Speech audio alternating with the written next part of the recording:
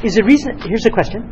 Is it reasonable for us to consecrate others, family members, for example, to marry using the de Montfort formula?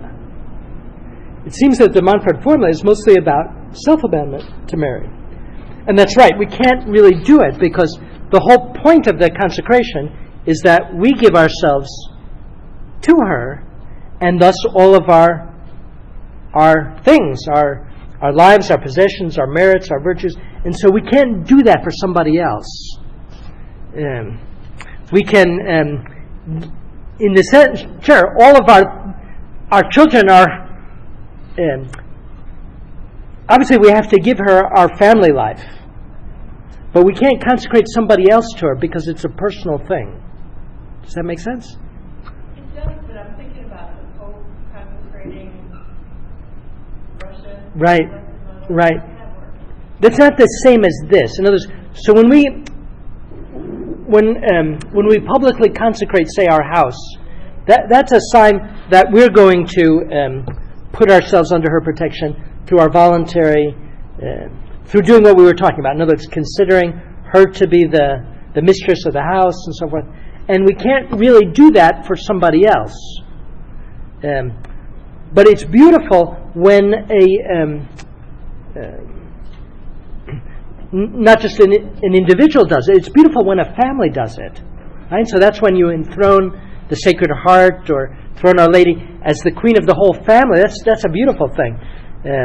Because man's a social creature. And it's beautiful also when societies do it. Today we can't do this in our pluralistic society. But in the past, many, many nations consecrated themselves to Mary. So, for example, Portugal consecrated itself to Mary. And then so Fatima happens there. Siena solemnly consecrated itself to Mary, taking her as the queen of Siena in Italy. I mean, what a beautiful thing. But in those cases, as you said, the nation voluntarily giving themselves to the motherly care of Mary. That's right. How does the Pope consecrate a nation like Russia and Mary? Because then it's not Russia that's giving themselves up. The Pope is somehow... Right. That's a good question. But the... Marcia? There may be some way, is consecration like a trust thing? Right. One of the meanings of consecration, Marian consecration, is entrustment. And entrustment, again, it's principally personal because we're entrusting ourselves to her and all our things to her. But there is a sense in which we can entrust someone that we love to her. Right? It's not exactly the same. It's analogous. What's that? Right. We make her the patron. Right? And so by entrusting, consecrating Russia to Our Lady, it's making her the special patron. Now, does it mean that the Pope himself is giving up, let's say, I don't know if this is right, giving up some of his prerogatives to Mary for the spiritual guidance of Russia?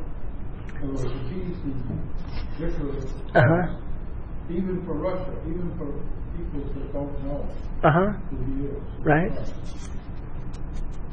I guess it's the same idea as entrusting. Right. Asking Mary to... Right. Right, and the public nature of it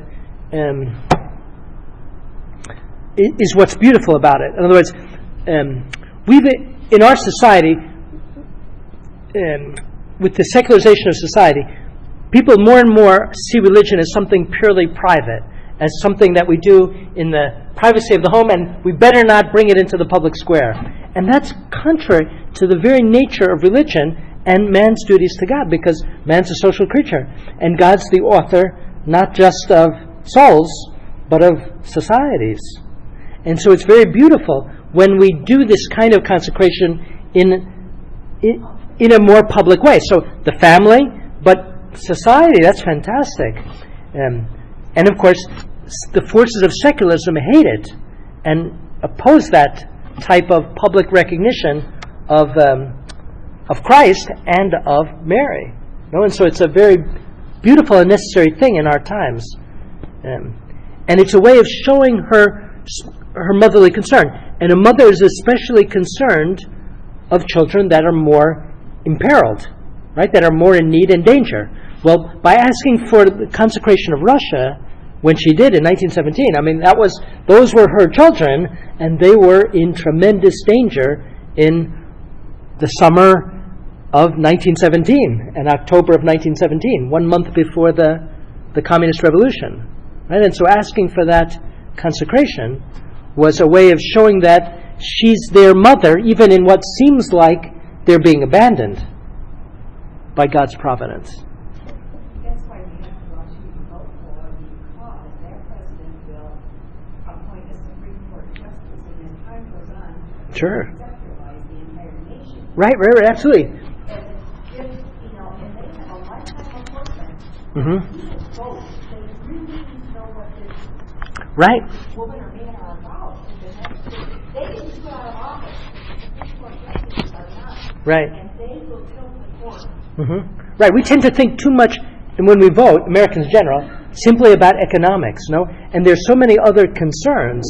Obviously, the pro-life issue would be the first, but also this whole question about secularization is tremendously important. The way the Supreme Court interprets the absolute separation of church and state, which never was meant to be interpreted in that way, and how they've been widening that absolute wall for the past 50 years, has been tremendously harmful, to our nation, because it's basically refusing the rights of God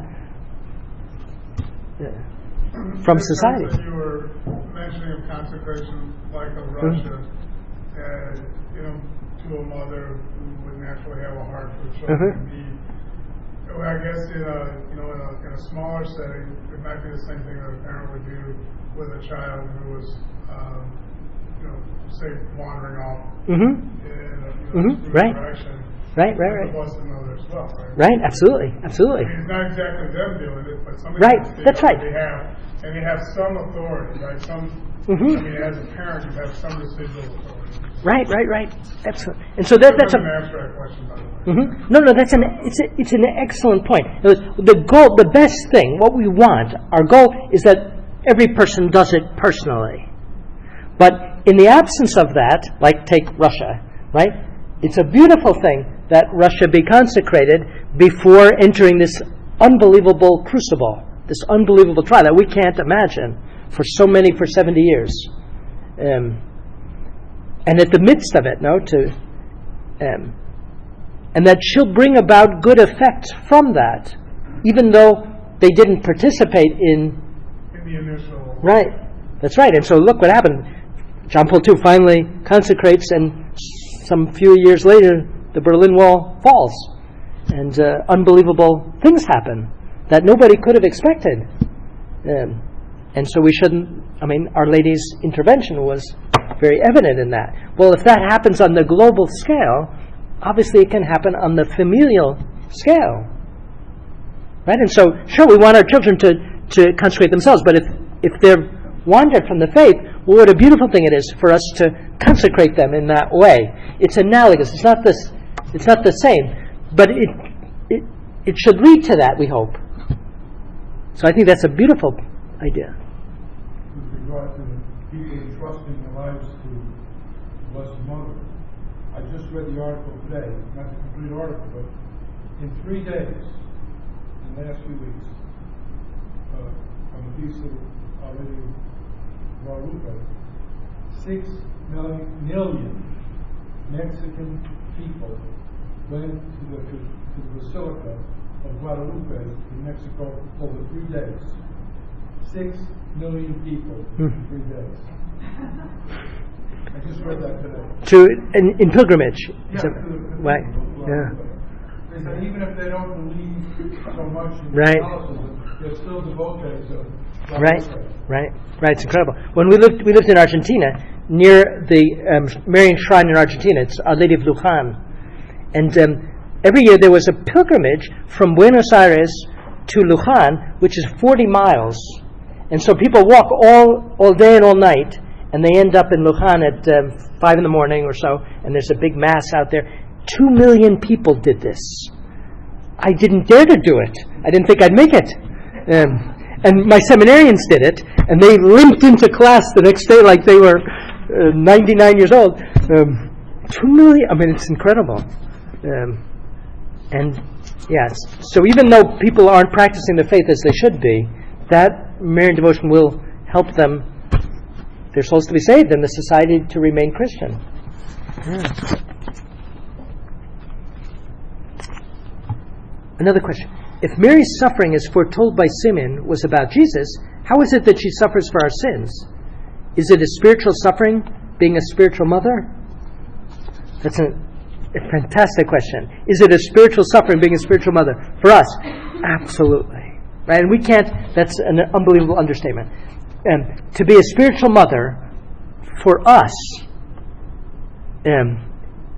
must be an unbelievable suffering for Our Lady, because think how many times we end up misstepping and falling into grave sin, and what that must do to our Heavenly Mother. Right? If the mother's heart is unbelievably pierced when her children have physical ailments and handicaps, and we know it's much more serious when our own children stray from the faith and live lives that are unworthy. Well, we can't really see what sin is, but Mary knows it so perfectly. And so it pains her, of course. And so being spiritual mother for every human being is something we can't, that's something that couldn't have been given to us, and could only have been given to her because her heart had been so immeasurably dilated. It pains to know parents too.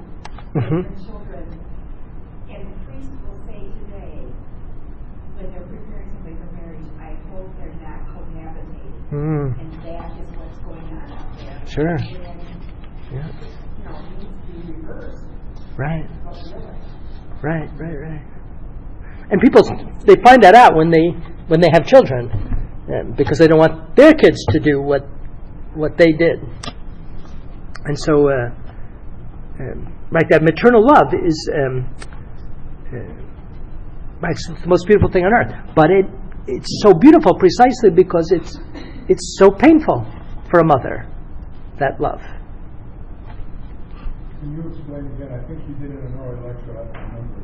How do you reconcile the happiness of the attitude we have with suffering? Right. She doesn't. It's the time for suffering is over in that sense. That Christ in Gethsemane, he had emotional desolation.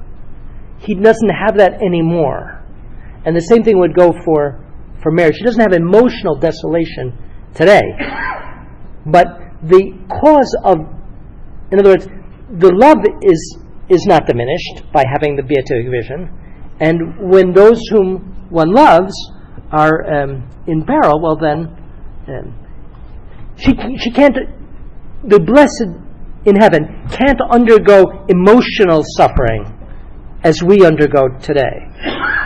And so there's something very mysterious about this, and we can't explain it. But the fact is, when Our Lady appears, take it in the 19th century, she appeared in La Salette, weeping. And in recent times, she's appeared in Japan in a beautiful statue, a wooden statue, in Lady of, what is it called? What is it? Akita. And not only did she weep, but she wept tears of blood, right, which were analyzed as human blood of the right blood type. And so those apparitions show us something real, even though it's mysterious, because it's the blessed can't suffer in the way that Christ suffered in Gethsemane. But the cause of the suffering remains. No, it's the world and its difficulties. I should say more than that. It's retreating from Christ. That's the cause of the tremendous suffering. The fact that the world is becoming more and more post-Christian.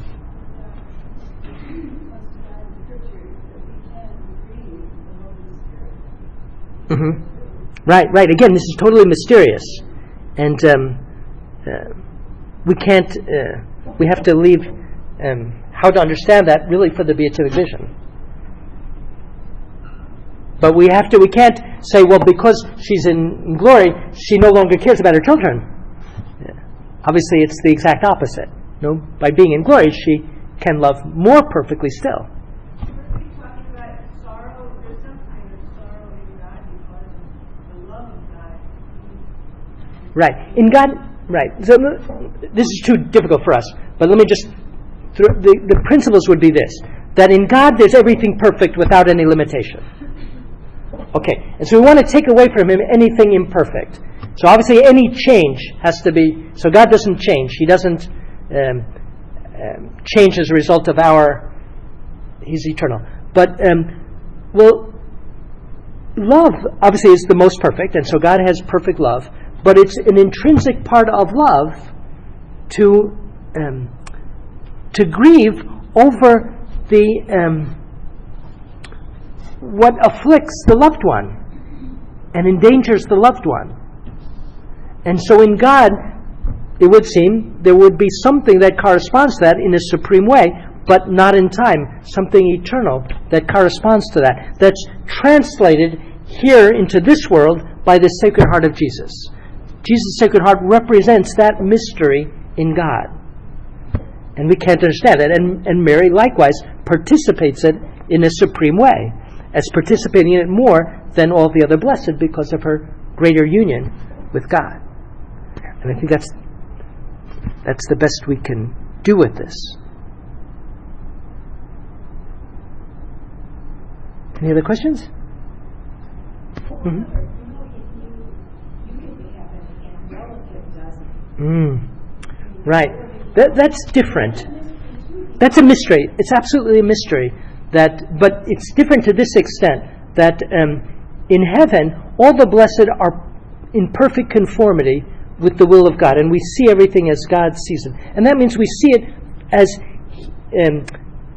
from the perspective of His love, mercy, and justice. And so the fact that there are relatives won't change the way we'll look at them. We'll see them as God sees them. And again, we can't understand that. Not in human. Right. But it's still, Mary's grief right now is with regard to those who are still alive, to those who still have a chance that their lives be amended. That's where we. Okay. Well, on that note, wish you all a blessed rest of the Advent season and a wonderful Christmas. And God willing, we'll be back in January, but we haven't determined the topic yet. So we have to talk about that.